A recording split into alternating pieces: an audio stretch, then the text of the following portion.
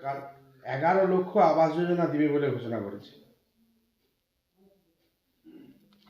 ভোটের আগে রাজ্য সরকার এখন বলছে 100 দিনের কাজের টাকা সবাইকে দিয়ে দেবে, এবং করতে করতে এখন বোধহয় 40 না 42 লক্ষ লিস্ট নাকি তারা তৈরি করেছে। বলেছিল 21 লক্ষ, তারপর 24 লক্ষ, তারপর 27 লক্ষ, এখন নাকি 40 লক্ষ।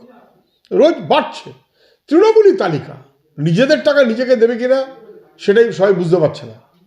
এবং তারপর ভোটের আগে আবাস যোজনার 11 লক্ষ বাড়ির টাকা দেবে। দাওনি কেন? এতদিন ধরে টাকাটা খেয়েছো কেন? টাকাটা লুট করে তার সুদ নিয়েছো কেন? সরকারের টাকা, গরিব মানুষের টাকা, কারোর পৈতৃক সম্পত্তি না। কালীঘাটের সম্পত্তি দিচ্ছে না, আর নরেন্দ্র মোদীর সম্পত্তিও দিচ্ছে না। মানুষের হকের টাকা বঞ্চিত করা হয়েছে। এখন ভোট এসেছে, এখন গুঁতোয় পড়ে টাকা দেওয়ার কথা বলছে। আবার এই টাকার কত অংশ লুট হয় দেখুন।